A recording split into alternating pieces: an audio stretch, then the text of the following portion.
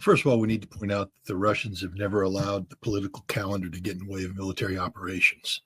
Never once has Russia set an artificial date. We need to do X by this date. We need to do Y by this date. We need to do X to achieve political impact by this date. The Russians have been consistent from the very beginning of the special military operation that, what happens on the ground militarily is driven by military objectives. And those objectives are accomplished as it happens. So I don't think there's any connection between Vladimir. If Rubio and Waltz hadn't met in Saudi Arabia, Vladimir Putin would still be showing up in Kursk in a military uniform. This is about the liberation of Russian territory, sacred Russian territory. And this is about sending a signal to Ukraine and the world, independent of whatever negotiations are taking place, that Russia is serious about this. There will be consequences for Ukraine. Putin ordered Gerasimov to continue operations following the liberation of Kursk to build a buffer zone, a security buffer zone in Ukraine, separating Ukraine from Russia. Scott Ritter just laid it all out. Russia isn't waiting for political games. The battlefield dictates the timeline, and Putin is making his move. This is not just about reclaiming villages. This is Putin making a statement to the world. His appearance in military uniform is more than symbolic. It's a declaration of intent. The so-called ceasefire? Meaningless. Russia is pushing forward, carving out a security buffer with force. Ukraine is being warned. Resist, and there will be consequences. The geopolitical chessboard is shifting rapidly, and what seemed impossible just months ago is now unfolding before our eyes. We have just analyzed Scott Ritter's latest claims, but now we must turn our attention to an even more explosive development, the highly anticipated phone call between Donald Trump and Vladimir Putin. This conversation, shrouded in secrecy and speculation, has sent shockwaves through the international community. What was discussed? What deals were proposed? And most importantly, what does this mean for Ukraine, NATO, and the future of this brutal war? Buckle up, because the details we have so far paint a picture of a world on the edge of a seismic shift. Just moments before we began recording this update, the highly anticipated conversation between the 47th President of the United States, Donald Trump, and Russian President Vladimir Putin came to an end. While official statements and press conferences are still pending, the air is thick with rumors, projections, and mounting speculation. What we do know for certain is that the stakes of this call couldn't have been higher. At the heart of the discussion was a topic that will send chills down the spine of anyone following the war: territorial concessions. Reports suggest that Trump and Putin spoke at length about the possibility of Ukraine ceding land to Russia in an effort to end the war.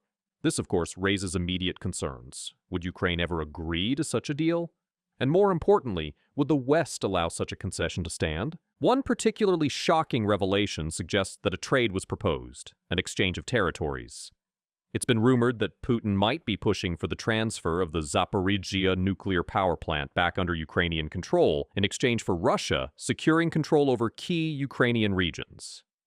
Initially, some believed that Zelensky had hoped to negotiate a trade involving the Suja region in exchange for control over the nuclear facility. However, newer reports indicate that Trump may have been discussing an entirely different deal, one that could shake the entire geopolitical order. Some sources claim that the Kremlin is demanding control over port infrastructure in Odesa, with Russia potentially establishing a permanent military base there.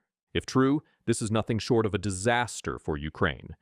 Odesa is a strategic city, a vital link in Ukraine's access to the Black Sea. If Russia were to gain a foothold in Odesa, it would allow them to strangle Ukraine's maritime economy and establish a permanent military presence deep within Ukrainian borders. This would be an enormous long-term threat, giving Russia the ability to exert continuous pressure on Ukraine, much like they did in Crimea before their full-scale invasion in 2022.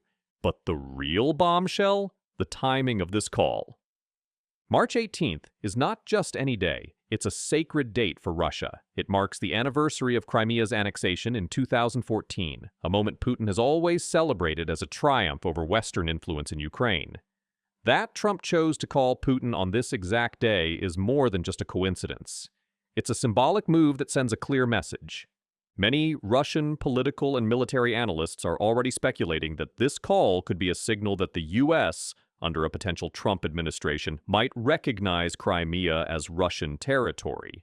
This would be a diplomatic earthquake.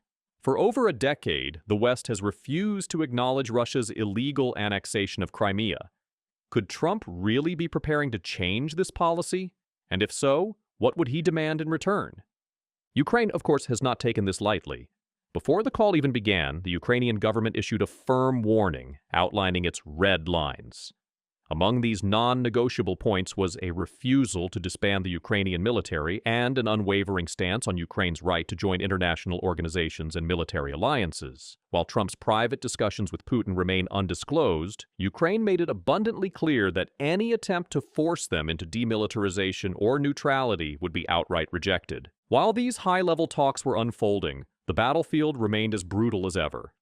Ukraine launched a fresh offensive in the Belgorod region, attempting to break through Russian defensive lines. The operation focused on key settlements, including Midka and Grafovka. The goal was clear: gain control over a critical road that would allow Ukrainian forces to push deeper into Russian-held territory with speed and force.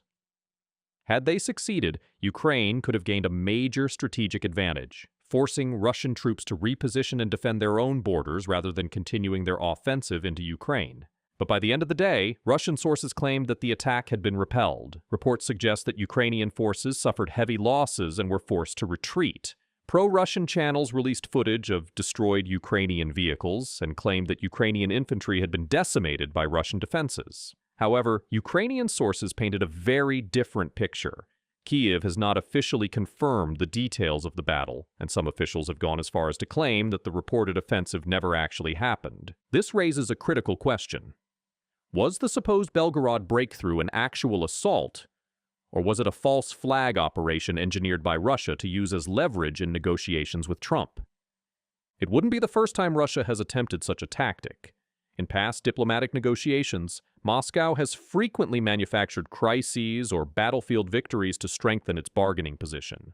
If the reports of a failed Ukrainian assault are exaggerated or outright fabricated, then it's possible that Russia intended to frame Ukraine as the aggressor, perhaps even as a justification for further escalation in the war. Adding to the tension, Russian military intelligence has reported increased Ukrainian troop movements near Kharkiv and Sumy. Some analysts believe this could indicate that Ukraine is planning a new offensive in these regions, potentially using the Belgorod attack as a distraction. If this is true, then the real battle is yet to come. Meanwhile, as the battlefield remains chaotic, Russian forces are continuing their relentless push to capture more territory. However, despite recent gains, there is one glaring reality. Russia is running out of time. Ukrainian defenses have been reinforced along key border regions, and the sheer number of Western-supplied weapons flooding into Ukraine means that any Russian advance will be met with heavy resistance. But here's the real game changer. For the first time since the start of the full-scale war, Ukrainian F-16 fighter jets have been spotted in action. This is a historic moment. The arrival of these advanced Western aircraft could mark a turning point, giving Ukraine the air superiority it has lacked for years. If used effectively, F-16s could neutralize Russian air dominance, disrupt supply lines, and even target key Russian military assets deep behind enemy lines. So, as the dust settles on this dramatic day, we are left with more questions than answers. What did Trump and Putin really discuss? Was there a deal in the making? Could Crimea and Odesa become bargaining chips in a grand geopolitical trade? And most importantly, if diplomatic efforts fail, how much longer can this war continue before a new, even deadlier phase begins? One thing is certain: the world is watching, and the stakes have never been higher.